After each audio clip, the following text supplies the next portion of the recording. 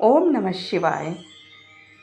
देवी सती के यज्ञशाला में भस्म होते ही वहाँ हाहाकार मच गया। शिवगण सीधे भगवान शंकर के पास पहुँचे और नारद जी ने सारी कथा कह सुनाई जो दक्ष की यज्ञशाला में घटित हुआ था।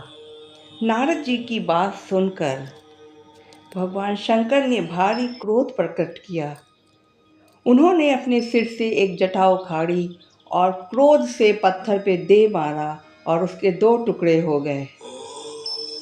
महाप्रलय के समान भयानक शब्द प्रकट हुआ। उस जटा के पूर्व भाग से महाभयंकर महाबली वीरभद्र प्रकट हुए, जो समस्त शिवगणों के अगुआ हैं। वो देखने में प्रलय की अग्नि के समान दिखाई देते थे। उनका शरीर बहुत बड़ा था। वे 1000 भुजाओं से युक्त थे। उस जटा के दूसरे भाग से महाकाली उत्पन्न हुई, जो बड़ी भयंकर दिखाई देती थी। वे सैकड़ों भूतों से घिरी हुई थी। भगवान शिव ने वीरभद्र को बुलाया और बोले, वीरभद्र तुम्हारी जय हो। ब्रह्मा जी का पुत्र दक्ष इस समय एक यज्ञ कर रहा है। वह मूर्ख घमंड में चूर मेरा विरोधी हो गया है। तुम याग परिवार सहित उस यज्ञ को भस्म करके शीघ्र ही मेरे स्थान पर लौट आओ। यदि देवता, गंधर्व, यक्ष अथवा कोई भी तुम्हारे सामने आए, तुम सबको शीघ्र ही भस्म कर डालना। दक्ष की यज्ञशाला में जो ऋषि देवता अपनी पत्नियों के साथ आए हैं, उन सबको जला के भस्म कर दो। तुम्हारे वहाँ पे जाने पर विश्वदेव, देवगण आदि तुम्हारी स्तुति करेंगे, लेकिन तुम सबको भस्म करके ही लौटना। वहाँ दक्ष आदि सब लोगों को, पत्नी, बंधु और भाई बंधुओं को जलाकर भस्म कर देना और कलश में रखे हुए पानी को तुम पी जाना। वे भगवान रुद्र रोष में आंखें लाल किए हुए महावीर वीरभद्र से ऐसा कह के शांत हो गए।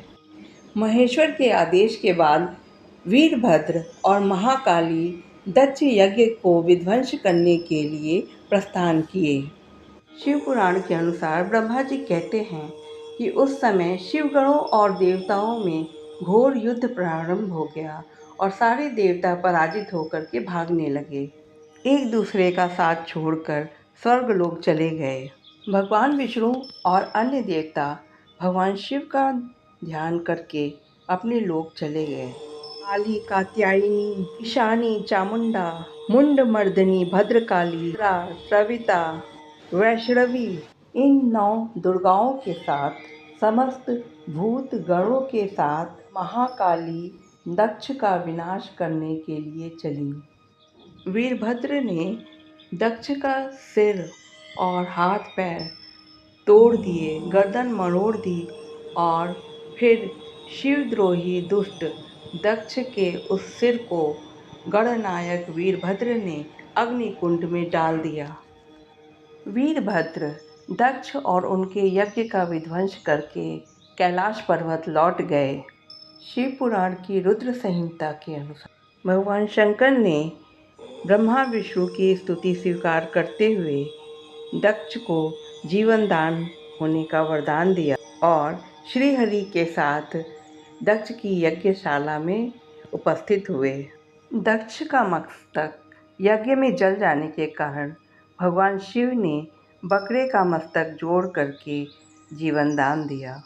शिव पुराण की रुद्र संहिता के अनुसार पिता के यज्ञ में अपने शरीर का परित्याग करके दक्ष कन्या जगदम्बा देवी सती ने पुनः गिरिराज हिमालय के घर पुत्री के रूप में जन्म लिया और उग्र तपस्या करके उन्होंने पुनः शिव जी को पति के रूप में प्राप्त किया। ओम नमः शिवाय।